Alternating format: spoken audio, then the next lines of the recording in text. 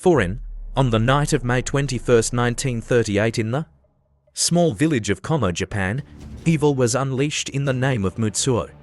Sashi, in the span of an hour and a half, 30 people were massacred. 10-year-old Hanako Tanaka, having barely survived the horrific ordeal, told her story 20 years later on Japan's NHK TV network. This is her story as it has been translated from Japanese to present day English.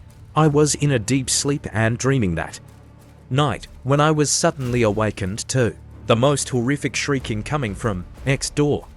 I immediately sat up in bed and thought those were the screams of my best friend, Lego, which I later found out it most likely was as their house was very close. 2 hours, she was yelling, "No, no, no, no, please stop." Then it was dead silence. My family all slept in one bedroom, and I remember my father immediately jumping up and saying, "What was that? Did you hear those screams?" Right then we heard more shrieking, coming from next door, this time most likely from Loco's parents and siblings. My father then said, "Get up and get ready to run if you have to. I'm going to check on them to see if they're all right."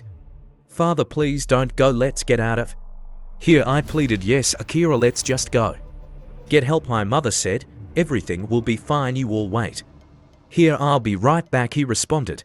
Then he left our house and walked next door. Minutes of silence went by before I welcome to Dark Road Legends ... where fear takes form and shadows tell their stories. Let's begin. Heard my father shouting, "No, Mutsuo, what are you doing?" We then heard what sounded like struggling, a loud thud, then something hitting the floor. My mother quickly tried turning on the light, but it wouldn't turn on, so she ran over and grabbed my little brother, who was still sleeping, and said, "Come, hurry, Hanako, we're going to get help." We rushed to the front door, and before opening it, my mother looked at me and said, "I'm going to look outside first, you be ready to run." I simply nodded on my head as I stood there, trembling with fear. I couldn't stop thinking about my father and hoping he was all right. Deep down I had a feeling he was not. While those thoughts entered my mind, my mother was slowly sliding the door open and poking her head outside. He quickly pulled her head back inside and whispered, "He's right out there, he's looking this way. I'm worried he's coming here next. When I tell you to run, I want you to take off, running as fast as you can. Go to Mr. Ishikawa's house and get help. Tell him Mutsuo is here and he's hurting people." "No, mother, I won't leave you in Wataru," I responded. "You must, Hanako. I can't move fast while carrying your brother. We'll hide somewhere in the house," she said. Tears streamed down my face as I tried fighting them back. I couldn't believe this was happening. As I stood there, I was telling myself I needed to run to Mr. Ishikawa's house, the fastest I've ever run in my life. He was a strong man who had been a police officer at one time, and everyone trusted him. "You ready? I'll tell you when to run," Hanako said, my mother. I looked up at her with tears in my eyes and said, "Yes, mother, I'm ready. I'll run as fast as I can." Again, my mother quickly poked her head outside, and a few seconds later she whispered, "Run, run now, Hanako." I didn't have time to think. I immediately jumped out of the doorway and took off, running to my left towards the Ishikawa house, which was down the street a ways.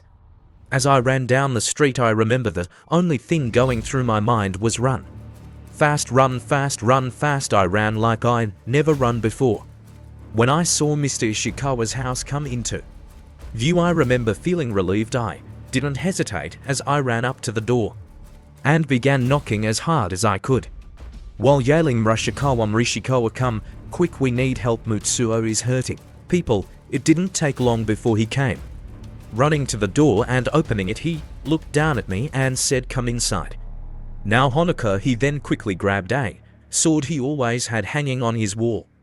"Wait here, I'll be right back. Whatever you do not go back to your house," he said. I simply nodded in my head and slowly closed the door as I watched him take off, running up the street towards my house. I was so scared I didn't know what to do. After a few minutes, I decided to hide somewhere in the house, so I ran to his bedroom and decided to hide in the closet. There was some extra futon mattresses in there, so I hid under those and waited. I'm not sure how long I've been hiding there before I heard the front door to the house slide open. I almost called out to him, but stopped myself at the last second. I thought, there's a chance it might not be mystery Shikawa, so I decided to remain quiet. If it was mystery Shikawa or my mother, they both would have certainly called out to me. I remember sitting there, frozen with fear under those futons, when suddenly I heard footsteps slowly coming into the bedroom, then suddenly stop. Right then it felt like a dark presence just entered the room. I knew it had to be Mutsuo. I wasn't sure what was going to happen next, but I knew I had to remain very still and quiet. Horrible thoughts entered my mind as I thought about my mother and little brother. I put my hands over my mouth and fought back the tears as I sat there, sweat pouring down my face. Waiting for Mutsuo to leave the bedroom was the longest and scariest time of my life. I think it was only a minute or two, but when I finally heard footsteps leaving the room, I slowly removed my hands from my mouth. I breathed a small sigh of relief and thought about what I should do next. I was scared to leave the closet, but I was also very worried about my family and wanted to go back home to check on them. I was confident Mutsuo had left Mr. Ishikawa's house, as it was a small house and not many places for him to check. I slowly pushed the futons away from me, being as quiet as I could, when suddenly the door to the closet went flying open. I looked up in at Mutsuo standing there staring down at me. He immediately grabbed me by the hair and yanked me out of the closet. As he pulled me out of the closet and started dragging me across the tatami mats, I screamed out and fought back as hard as I could. I looked up at his face as I struggled. His face was lifeless. There was no expression at all. It was then I noticed he had a knife in the other hand. He then raised up his arm like he was going to strike me, but somehow in that moment I was able to break free and move out of the way as a knife struck down, hitting the tatami mats. I quickly jumped up and ran outside as fast as I could. I didn't know which direction I was running. I just kept running and running until I ended up in the forest somewhere. I then started vomiting from running so fast and being so scared. After I finished vomiting, I looked all around me to make sure Mutsuo hadn't followed me. Once I could see I wasn't followed, I crouched down behind a big boulder and waited there. I sat there shaking and crying the rest of the night, afraid to move. The rest of the night, all I could think about was my family, hoping they were all right and still alive. The Japanese police arrived at what was a bloodbath early that morning after being alerted of what happened by another survivor. The police immediately began scouring the area looking for potential suspects and survivors. They found Hanako a little while later in the forest, still hunkered down behind the large boulder she'd been hiding behind all night. The police began searching each house in a small village. When they went inside Mutsuo's house, the police couldn't believe what they found. 21-year-old Mutsuo, who had been raised by his grandmother since he was a baby, had beheaded his grandmother with an axe.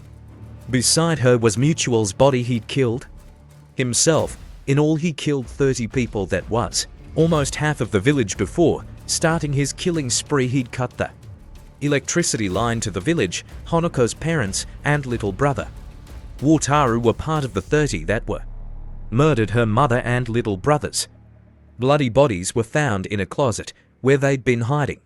Her father was found dead in their neighbor's house along with the family that lived there. Hanako went to live with her grandparents in the city of Osaka and lived there until she passed away in 2010. Tokashi Ishikawa's body was found outside of Hanako's house. He'd been stabbed numerous times in the back. The house Mutsuo lived in, where he killed his grandmother and himself, stood abandoned until 2015, when it was eventually torn down. Since the massacre in 1938, no one has ever moved into the village of Kamo. It was said by the policeman who found the bodies of Mutsuo and his grandmother that Mutsuo wrote something on a piece of paper that was beside his dead body in kanji it read "She no," which translates to die. For more scary horror stories, please subscribe. Thank you for joining Dark Rock Legends. Subscribe for more tales of terror. If you dare.